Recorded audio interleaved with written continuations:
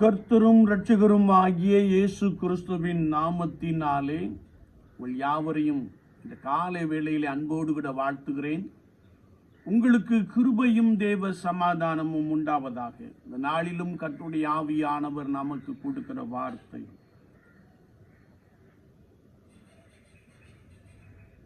நீதிமொழியின் புஸ்தகம் 28ஆம் அதிகாரம் 20ஆம் வசனம் இப்படி சொல்லுகிறது: உண்மை உள்ள மனுஷன் பரிபூரணமான ஆசீர்வாதங்களை பெறுவான். உண்மை உள்ள மனுஷன் பரிபூரணமான ஆசீர்வாதங்களை பெறுவான்.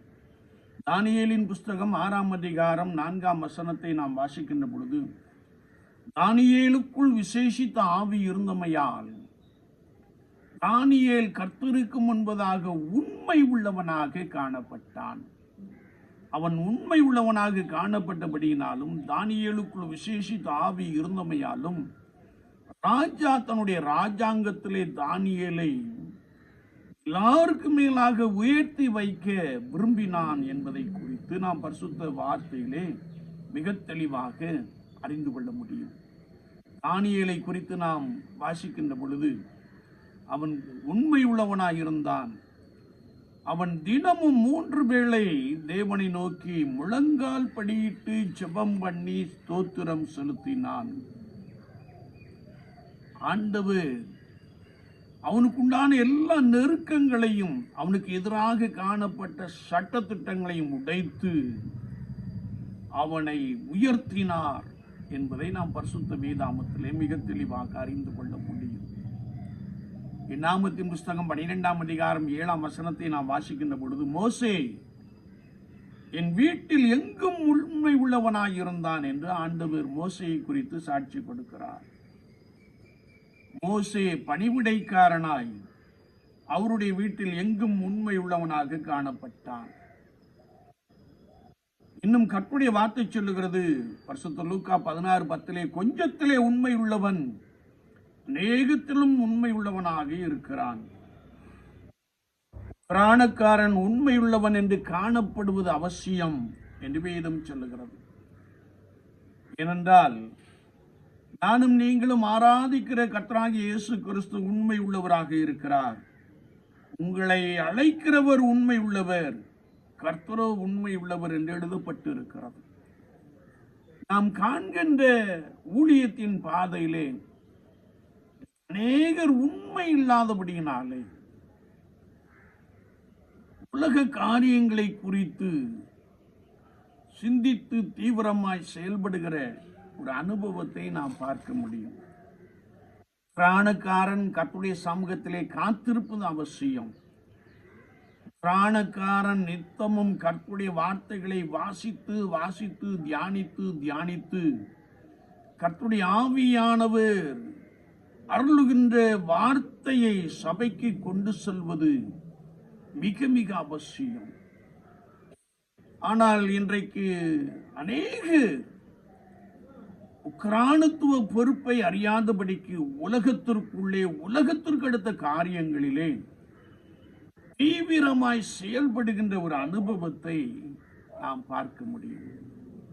ஆனால் வேதம் சொல்லுகிறது, உண்மை உள்ளவன், உக்ரானத்துவக்காரன் கர்த்தருக்கு உண்மையாய் இருக்க வேண்டும் என்றால் கர்த்தருடைய சமூகத்திலே காத்து கிடக்கிற ஒரு நபராக,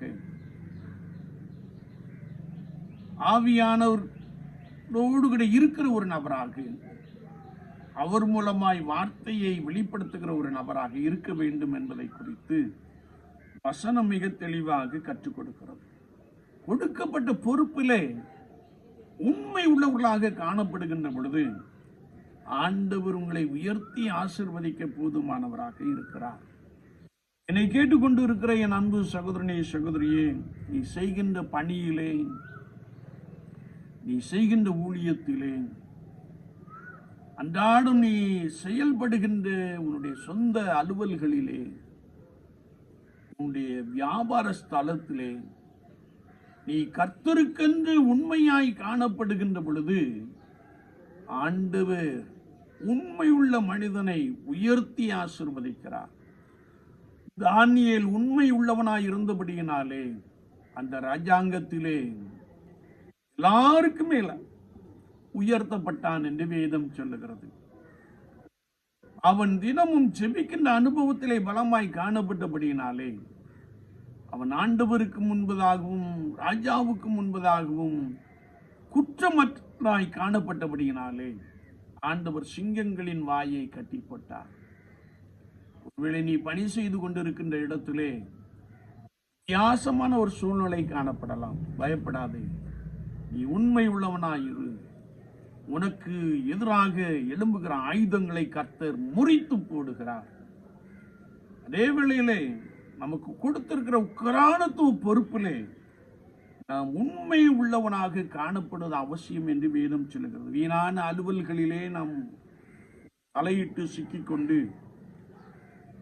விழித்துக் கொண்டிருப்பதை விட கர்த்தருடைய சமூகத்திலே காத்திருந்து கர்த்தருடைய ஆவியானவர் சத்தத்திற்கு கீழ்ப்படிந்து நடக்கின்ற பொழுது அவருடைய இரண்டாம் வருகையிலே நமக்கு ஜீவ கிரீடத்தை, வாடாத கிரீடத்தை, நித்திய ராஜ்யத்தை, அழிவில்லாத ராஜ்யத்தை அவர் நமக்கு கொடுக்க போதுமானவராக இருக்கிறார். என்னை கேட்டுக்கொண்டிருக்கிற என் அன்பு சகோதரனே, சகோதரியே, உனக்கு கொடுக்கப்பட்ட பணியிலே நீ உண்மையாயிருக்கிறாயா? உனக்கு கொடுக்கப்பட்ட ஊழியத்திலே நீ உண்மையாயிருக்கிறாயா? உன்னுடைய வியாபார ஸ்தலத்திலே நீ உண்மையாய் காணப்படுகிறாயா? உண்மையுள்ள மனுஷனை ஆண்டவர் பரிபூர்ணமான நன்மையினாலே நிரப்புகிறார். அவனை இந்த பூமியிலே உயர்த்தி ஆசீர்வதிக்கிறார். நாம் ஜெபிப்போம். நேசிக்கிற நல்ல ஆண்டவரே, இந்த புதிய நாளுக்காய் ஸ்தோத்திரம்.